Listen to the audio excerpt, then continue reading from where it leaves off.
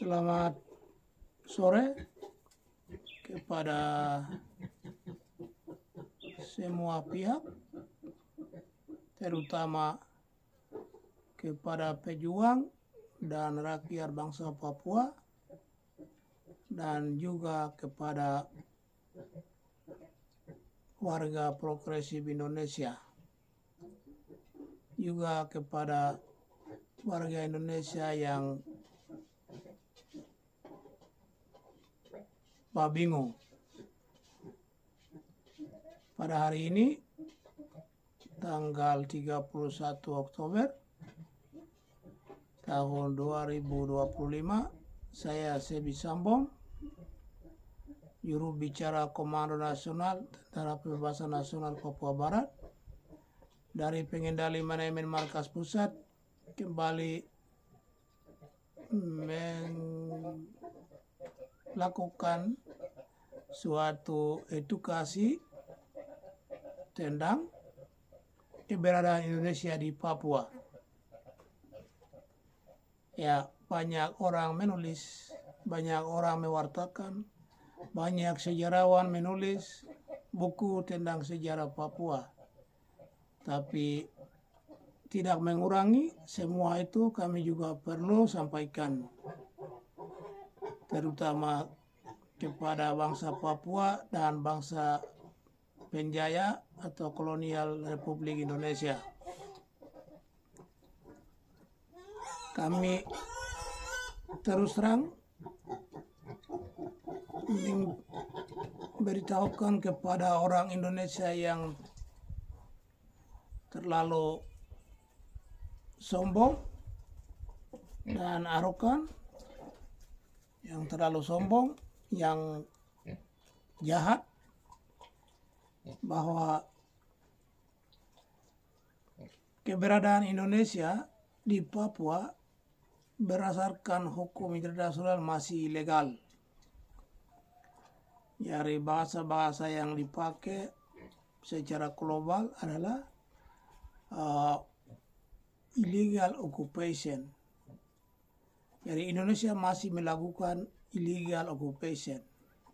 Perlu dipahami oleh orang Indonesia yang cacat mental dan gangguan psikologis, hilang akal, bahwa Indonesia masih melakukan illegal occupation. Itu artinya masih melakukan pendudukan ilegal di Papua Barat,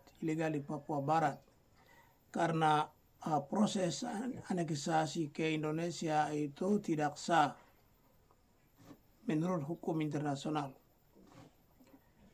Maka kita akan menjelaskan di sini berdasarkan argumen hukum.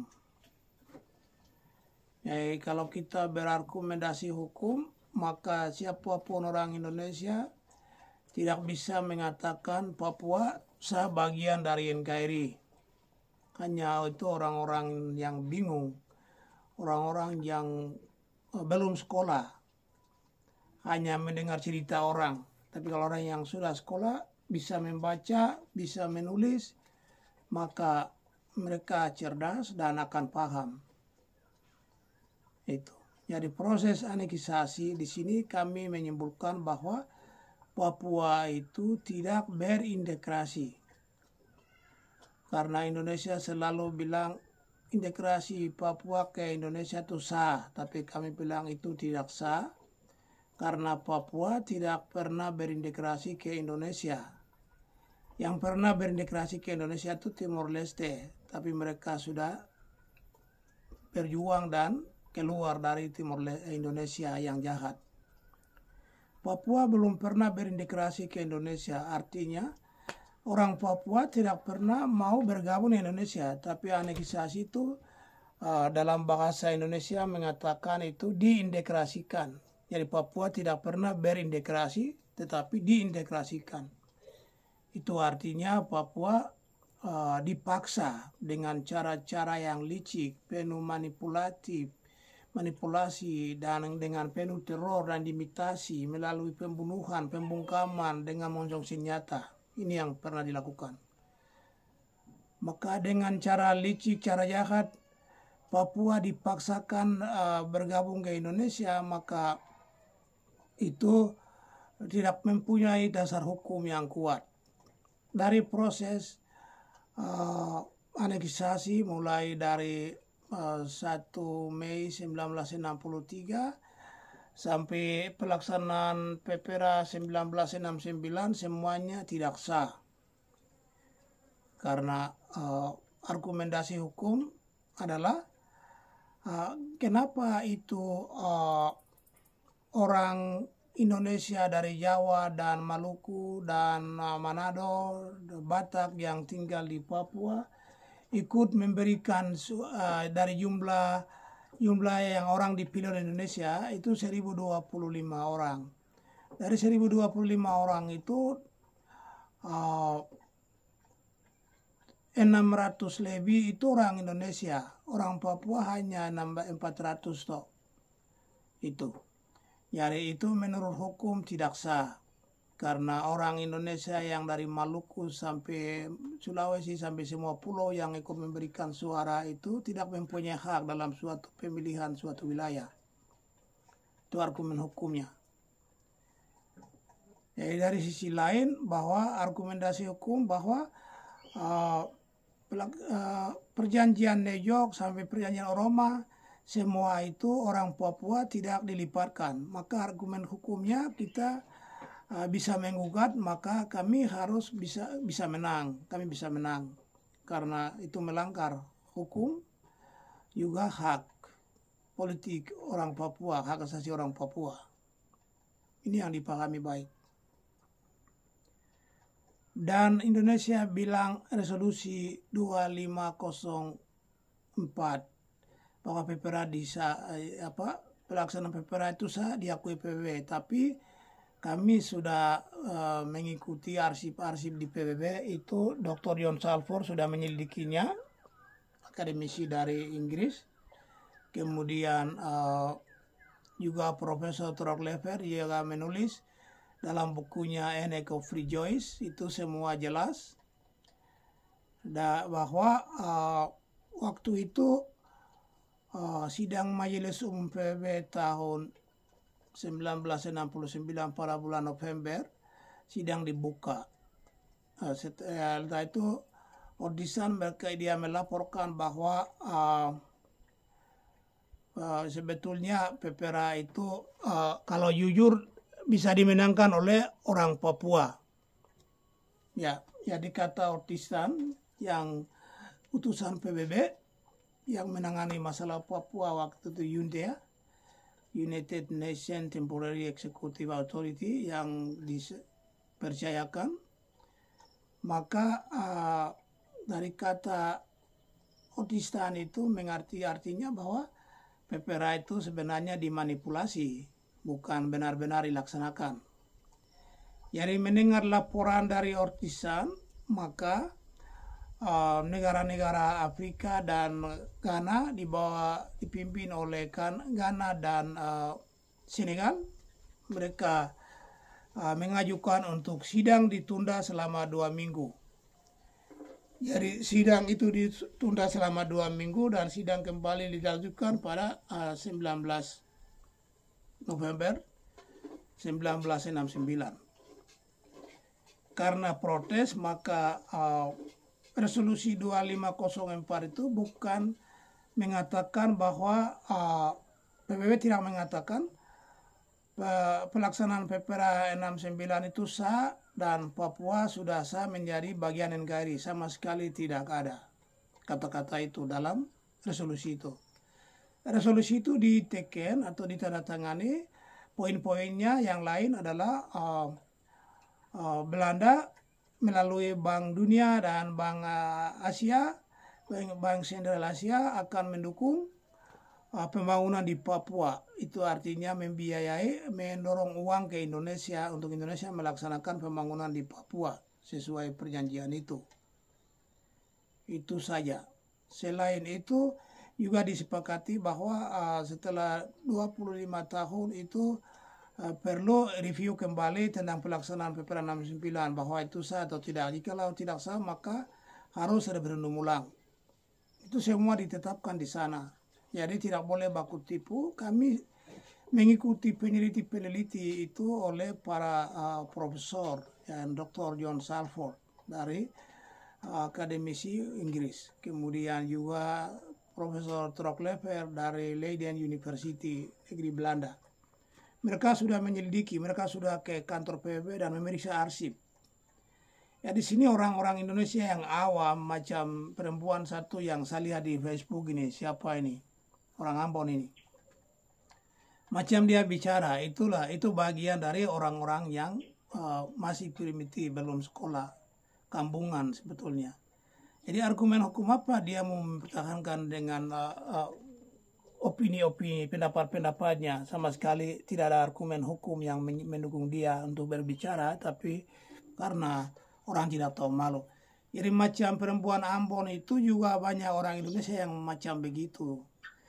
Dan di sini kami tegaskan orang Papua dengar baik, jangan terpengaruh, apalagi tentara polisi masuk dengan omong kosong, pencitraan dengan bagi-bagi makanan, masuk sekolah, foto-foto, video-video masyarakat mendukung TNI Polri, membenci TPNOP, itu omong kosong. Itu bagian dari pencitraan supaya mereka diakui, tapi orang Papua tidak sebodoh itu. Orang Papua itu dari kampung ke kampung ini, kita masih trauma dengan kejahatan militer Indonesia dari tahun 1963 sampai hari ini. Jadi mereka senyum, mereka kasih kau makanan, itu pikir mereka mau, hati mereka tuh, itu penjahat, pembunuh, tapi mereka takut karena Anda pegang senjata. Masyarakat kan orang awam. Jadi bagian ini orang Papua yang bersekolah ini tolong beritahukan kepada rakyat kami baik-baik, terutama di wilayah perang, di Intan Jaya, di Puncak Jaya, di Puncak Papua, di Lakasana, di Lani Jaya. Ini perlu berikan pemahaman baik. Begitu. Kalau orang Dugama itu sudah mengungsi dari dulu, jadi di Indonesia tentara polisi tidak mungkin tipu mereka seperti itu. Begitu. Tapi saya lihat mereka kejar di Wamena lain-lain begini begitu, itu saya kira dihilangkan. Itu begitu. Ada argumentasi hukum apa Indonesia bertangkar. Jadi resolusi yang mereka bilang ini, semua ini melanggar hak orang Papua, jadi melanggar hukum.